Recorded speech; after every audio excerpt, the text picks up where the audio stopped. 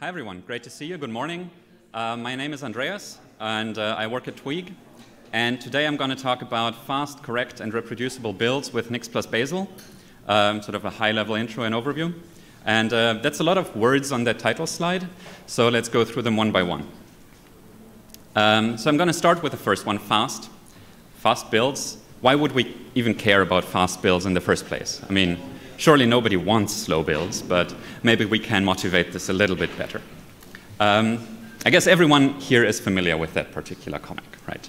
And maybe some of you can relate to it. I certainly have been there. So we could say we want to prevent office sword fights, but maybe we can do this a bit more seriously. So one way we could perhaps tackle this is by talking about cost, right? Slow builds surely have a cost. And I'm going to look at a few of them. So some we could say are perhaps obvious costs, right? We can say that if the builds take longer, then that costs time, obviously. And if our builds take longer, CI is going to run longer, so that costs CI time. And ultimately, this is going to incur infrastructure cost, right? So there are some obvious costs there. But then there may be some slightly less obvious costs. And I'm going to look at developer productivity and review cycles, which ultimately leads to your team's productivity.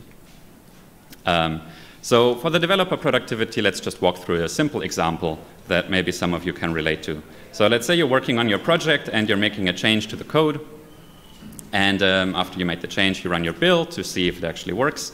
And this build takes a while. Maybe it takes 10 minutes, maybe it takes 20 minutes, maybe even 40 minutes. So what do you do in all this time?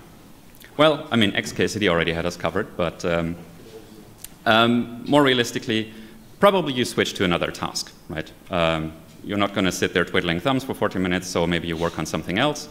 But context switching does come at a cost, right? It's stress-inducing and frustrating to have to switch back and forth between tasks, and it also takes some time before you really get into a task again, so that's a problem.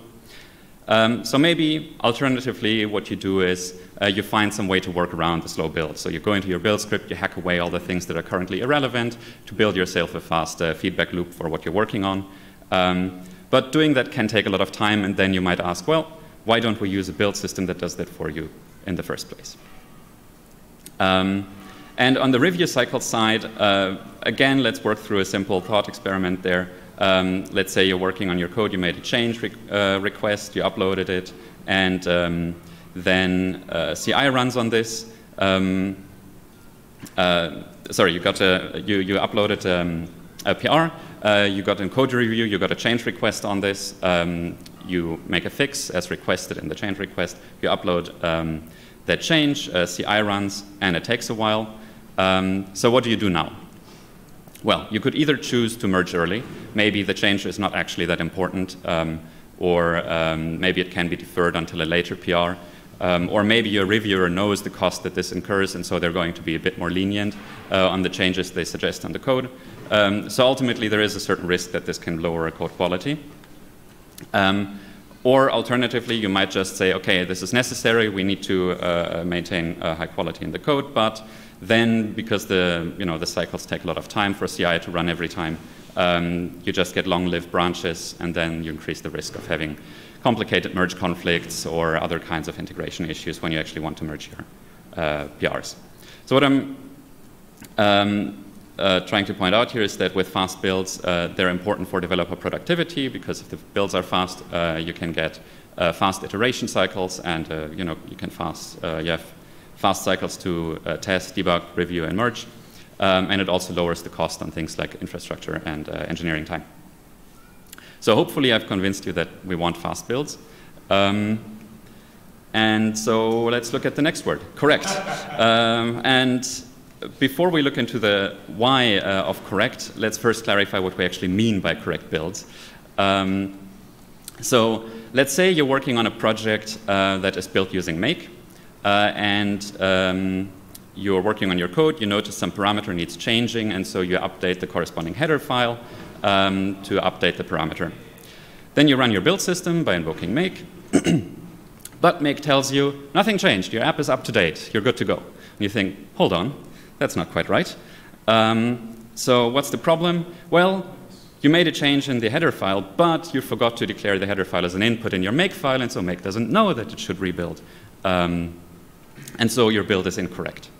As a side note, I'm just using make as a strawman here. This is true for many, many build systems. So let's define correctness of a build by saying that a build is correct if the build's output faithfully reflects all the inputs. So if you make a change to the code or you make a change to a transitive dependency and you rebuild, then the outputs of that build should reflect whatever the inputs are, the code, the transitive dependencies, and so on. And so in our example, that was not the case. After we made the change and rebuild, the output was not updated, and so the build was incorrect. All right, so we know what correct builds mean. Now, why do we care about correct builds? Again, probably no one actively wants incorrect builds, but maybe we can give some good reasons for it. And I'm sure you can find many reasons, but I'm going to look at one, which is trust. If your build system is incorrect, then you cannot trust your build system. So what does this mean in practice? Maybe some of you can relate to this. I certainly have been in that situation. That if you make a change to your code, you run the test suite, the tests fail, and you start to wonder, didn't my change break the tests? Or is the build system just in a weird state right now? I don't know. I don't want to dig in. Let's just run make clean, try again. Who here can relate to this? Now, the problem here is that we've made our builds slow, right? We've lost on incremental builds, so now we're doing the full rebuild every time we have some issue like this. So what I'm trying to get at with all this is that correct builds enable fast builds, right? If our builds are not correct, then we cannot benefit from incremental builds because we have to make clean all the time. If we have incorrect builds, then we can't reliably cache our build outputs because maybe they're wrong. And if our builds are incorrect, then we can't effectively parallelize our builds because maybe some inputs are undeclared, things are going to be scheduled in a funky order, and then who knows what happens. So hopefully I've also convinced you that we want correct builds. Before we look into reproducible, let's first take a look into Bazel. So let's start by introducing Bazel, or maybe let's start by asking who's actually familiar with Bazel already. All right, it's maybe half-ish, a bit less. All right, so Bazel is a build system. It's been developed by Google and is used internally in Google under the name Blaze. It's been open sourced in 2015. And it's been designed for their use case, which is to support a very large code base. As of 2015, when they last published numbers, it was 2 billion lines of code. Who knows how big it is now? It's designed to support polyglot projects, meaning projects that have multiple programming languages in it, and it's user extensible. So if it doesn't support your language yet, you can write an extension so it does. It's designed for monorepo use cases, meaning it manages dependencies across components, across languages, manages third-party dependencies, toolchains, and so on. And it also supports cross-platform builds, both in the sense that you can use Bazel on multiple platforms, but also that you can cross-compile to different target platforms. And its tagline is sort of fast and correct, choose two. So the premise it really builds on is this idea that correct builds enable fast builds. And it achieves this by making aggressive use of caching, parallelism, remote execution, and so on. All right, so let's take a look back at our example. What really went wrong here is that the build system did not tell us that we forgot to declare a dependency, right? It didn't warn us that we missed the header file in the dependency list of app.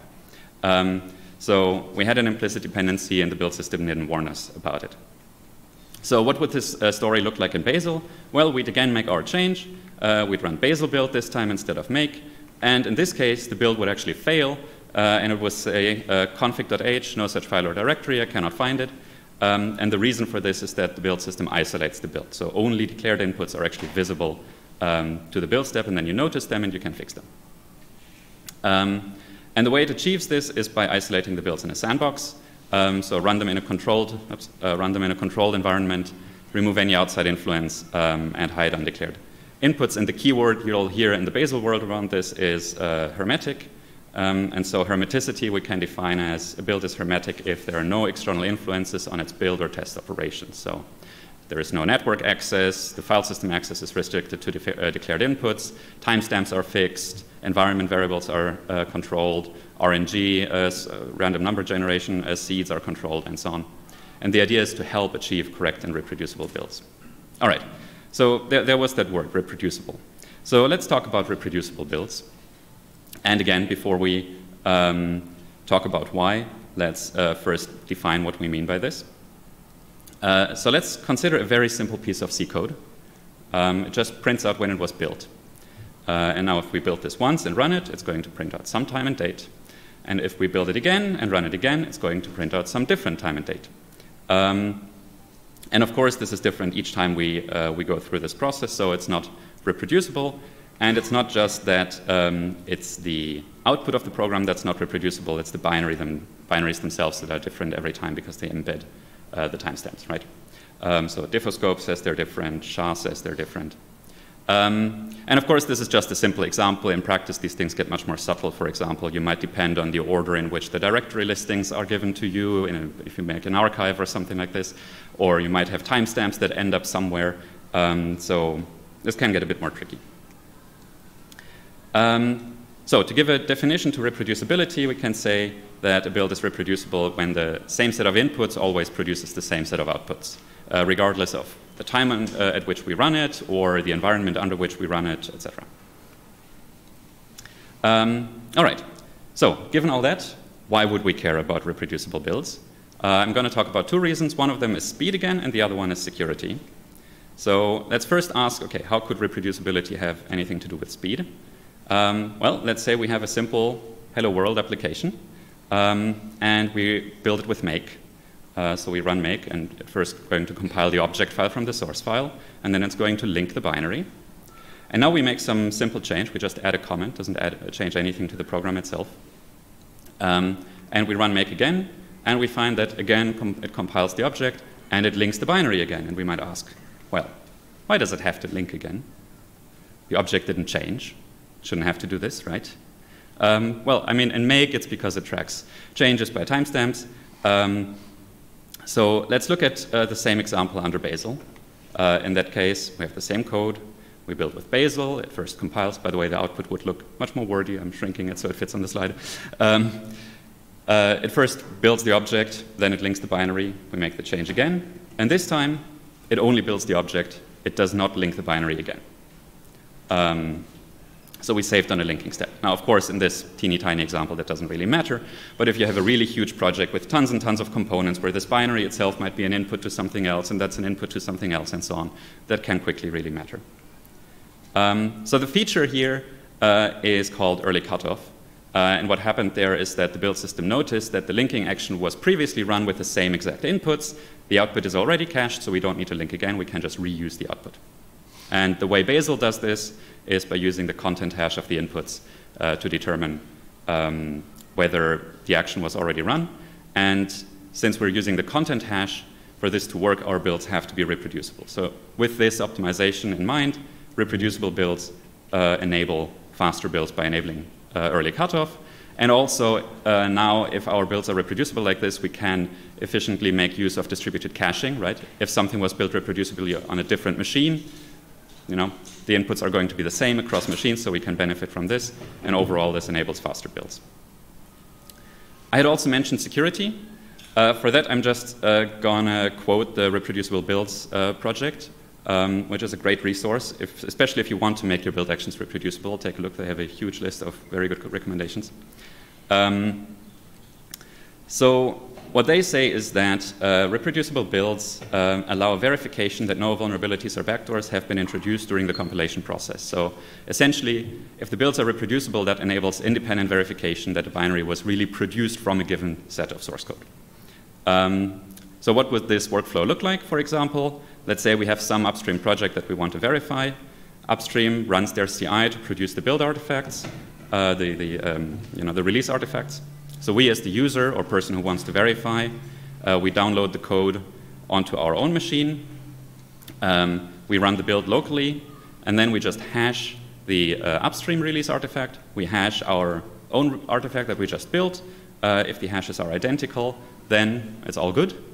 If the hashes are not identical, well, we don't really know. Maybe it's bad, maybe the build is just not reproducible. Who knows?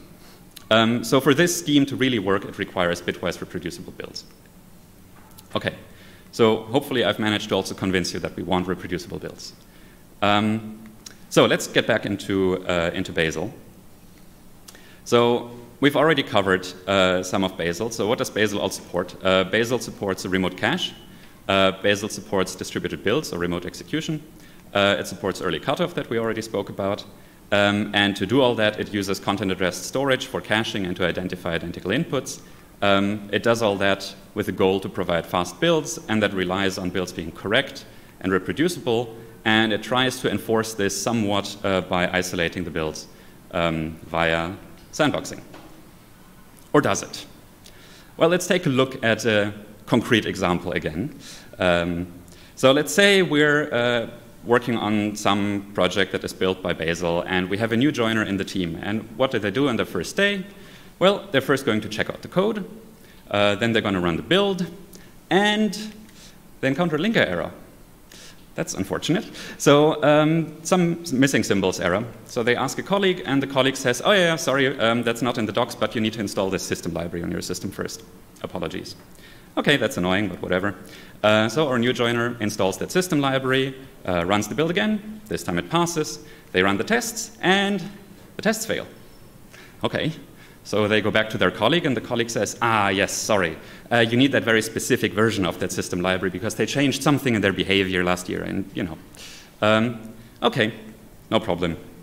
Our new joiner goes back, upgrades the system library to the right version, runs the build again, and nothing changes. The build system says, your build is up to date. I don't need to do anything. Okay, so that's unfortunate. We didn't declare our system dependency explicitly, so the build system didn't know that it was an input that needed to be taken into account, and so it didn't know to invalidate the build, so we have to force clean, and essentially we're back to make a clean situation. So what's the problem here?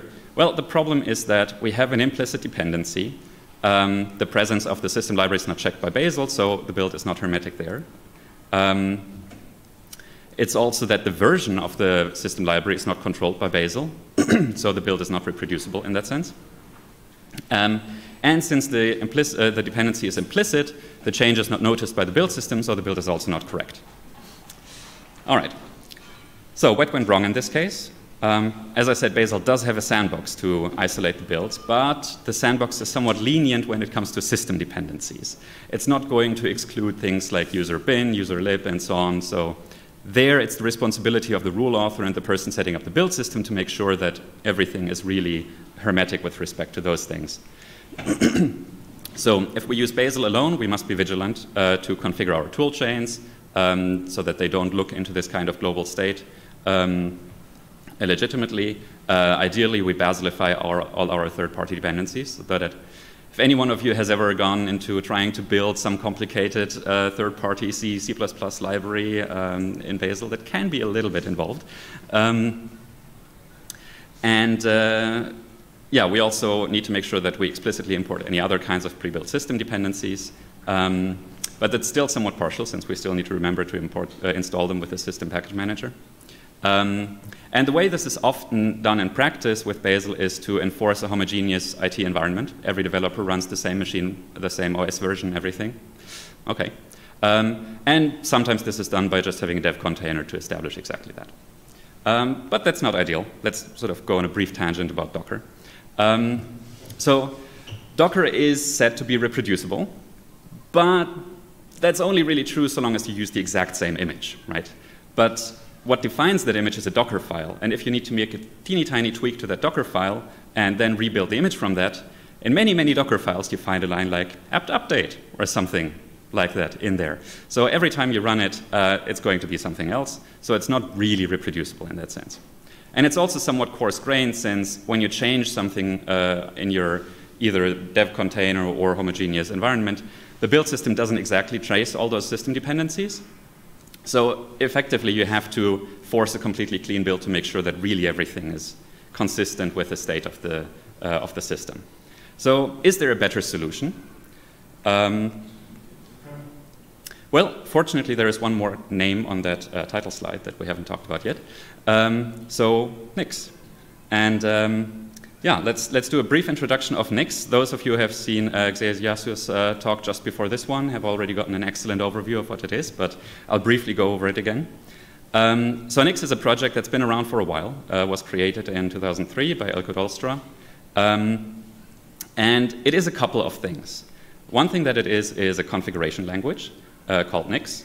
And the way it's used for build system or package management use cases is through this observation that we can see a package as a pure function from its dependencies as arguments to that function, to the output as the binary artifact as the result of running that function to some extent.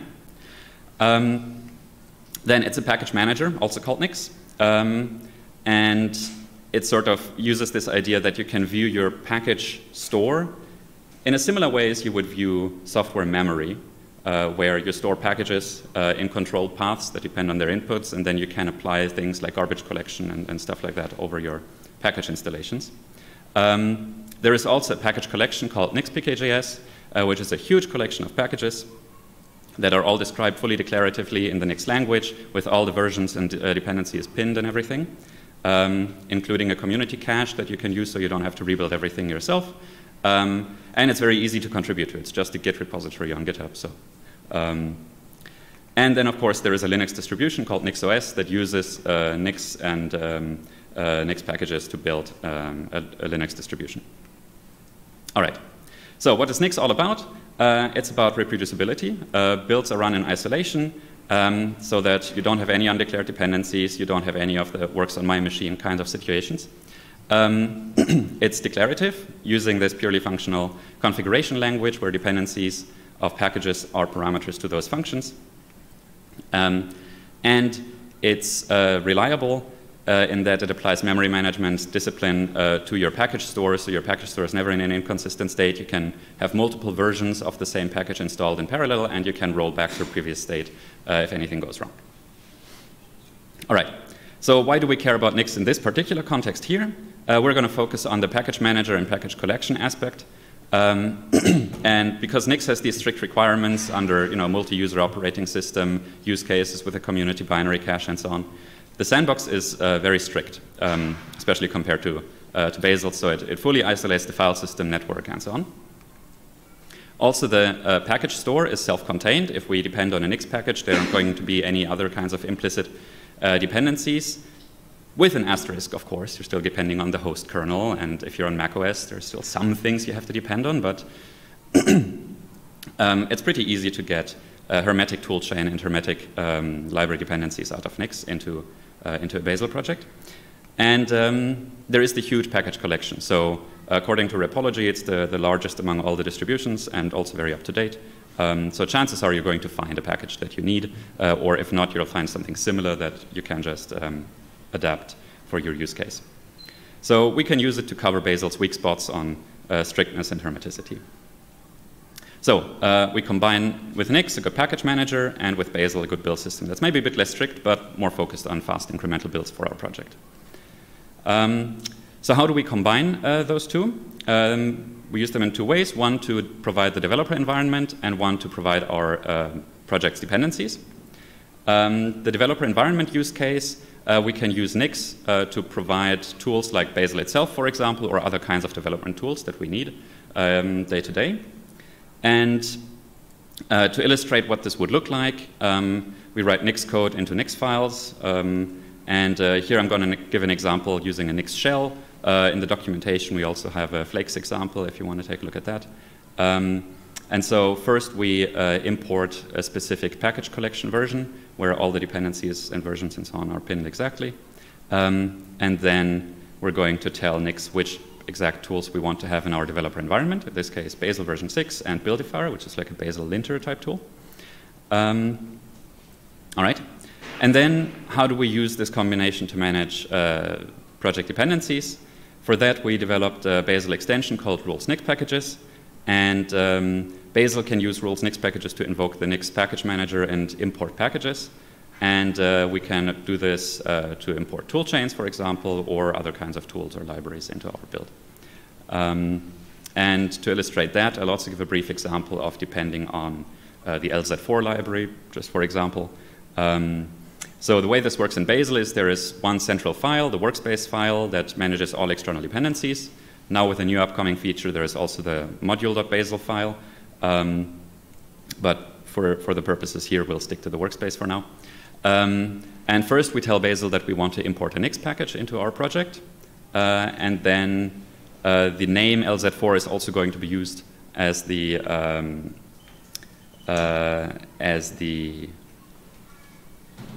Nix attribute path. And then here we're going to tell Bazel how exactly we import this. And I'm going to skip forward a little bit. So the way this works is Bazel invokes Nix through rules Nix packages and then imports this package. And in our new joiner story again, we would install Nix, check out, join the devenv build. The build would likely download pre-cached artifacts. We can run the tests, are done, and can work together with our colleague. And yeah, so we get consistent developer environment, explicit dependencies, reproducible builds, fine-grained updates. If we change a single version, we only have to invalidate what depends on this, and we get to benefit from a shared cache. There are some caveats where Windows is not supported and distributed builds only with an asterisk. And to get started, take a look at nix-bazel.build, the user guide and the code lab, or the Bazel and Nix website. And yeah, with Bazel, we get a good build system with a focus on fast builds, but less strict within our project. And with Nix, a package manager with a strict sandbox. Okay. Then we can do this a bit slower.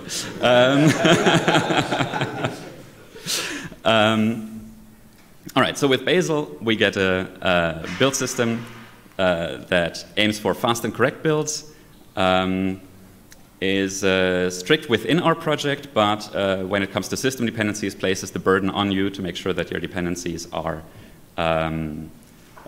correct. Then we use the Nix package manager to get strict sandboxing and isolate our project from the system and get a hermetic project. And yeah, we combine the two to get the best of both, to get fast, incremental, and correct and reproducible builds. All right, before I close, a few words about Twig. So in Twig, I lead the Scalable Builds group, which contributes to open source build systems like Bazel, Pants, Bug2. And we help our clients with build system migrations and optimization and so on. Check out our page if you want to see more and get in touch. And Twig is also part of a company called Modus Create, which has wider offerings around platform modernization and DevOps and security. All right, thanks.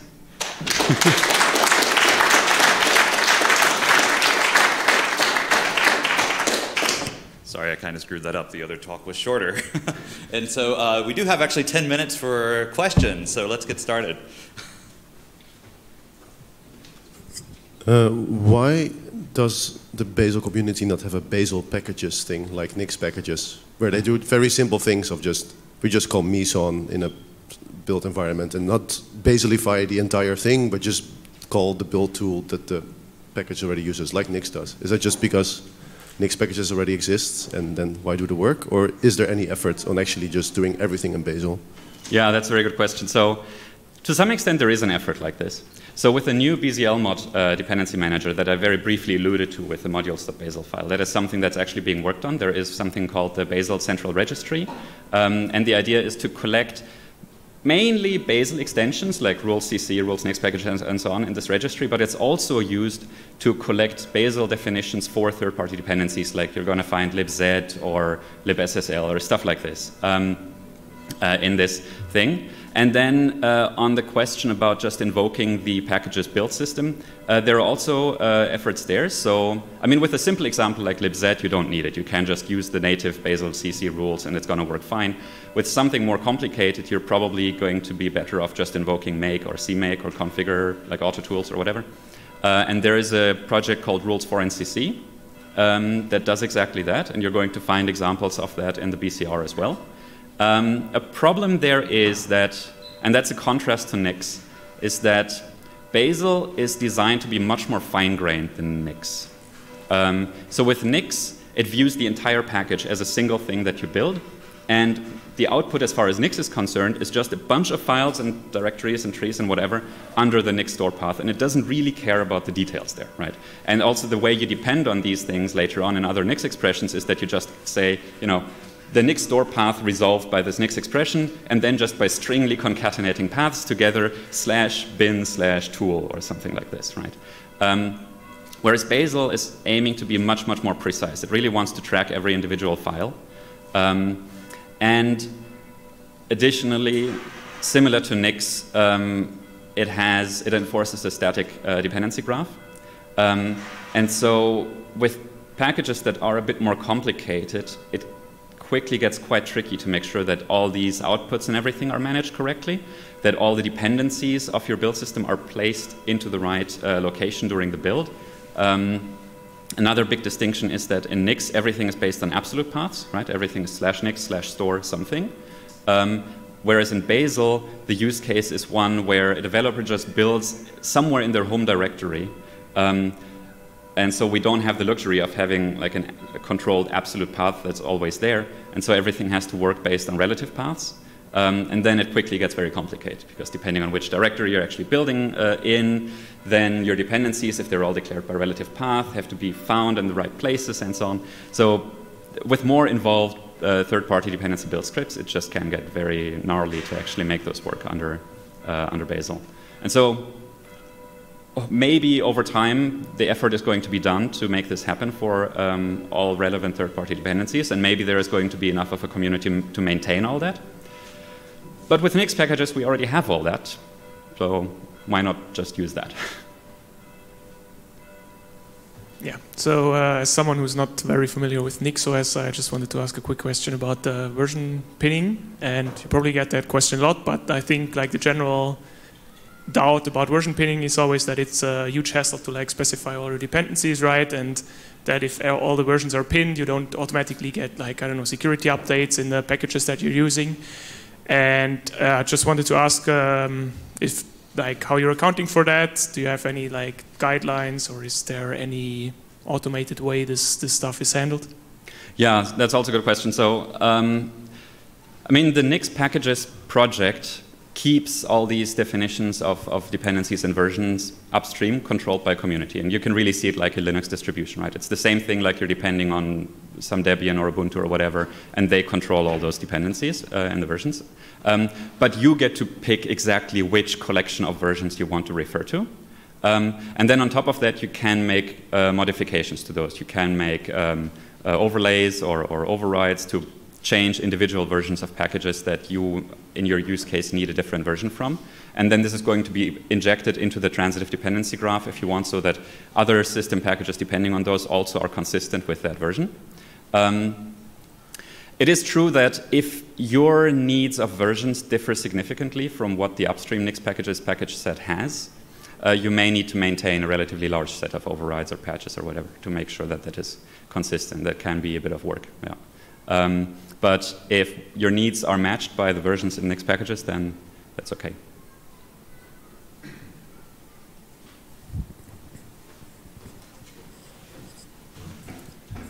Thanks for the talk, very interesting. I'm new to NixOS, although I was looking at it for quite some time. I have two questions. One about Bazel. It seems like it's content aware, so it was aware that what you inserted was a comment. So why did it need to compile it in the first place? That's the first question. And the other question is about NixOS. For some really esoteric packages are out there, is there something like Arch user repository or something like that where people can freely add additional packages? Thank you. Right. So with the first question, maybe just to clarify, you were asking about why did it need to compile the C file to an object in the very first time around, or after I added the comment?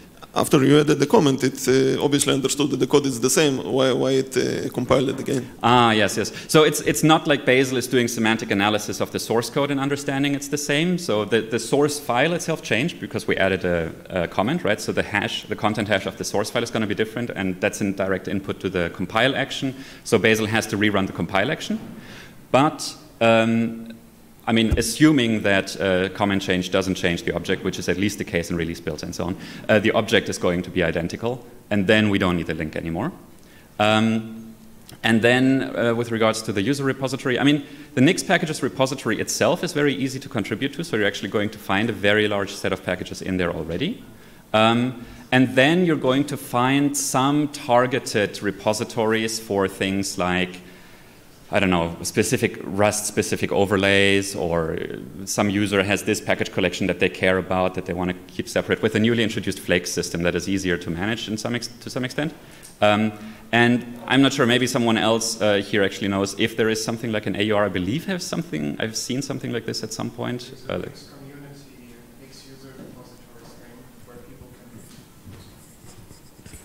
Yes, there's a Nix community, there's an NUR, I think it's Nix user repositories or something, and that's a directory where people can publish their own package collections, and they are, yeah, accessible from there, but like everybody can put up a repo with a bunch of expressions and use it to extend Nix packages. Yeah, thanks. And actually, Nix packages has more packages than AUR. So again. Nix packages actually includes more packages than AUR. This includes language-specific packages and libraries, which may skew the number a bit. But in any case, you can just add your package to Nix packages. Yeah.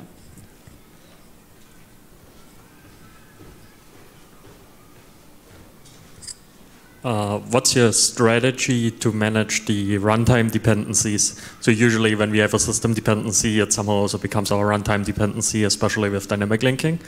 Do you run the application under the same environment you used to build, or is that just container or some other dependency management system in prod? Yeah, so there we have used different approaches depending on the specific needs of the use case. For example, one thing we've done is identify all runtime library dependencies at the end of the build stage when we're generating a deployable artifact, bundling them all up, even including libc and so on, and the loader, and making this a fully self-contained relocatable package. That's one way.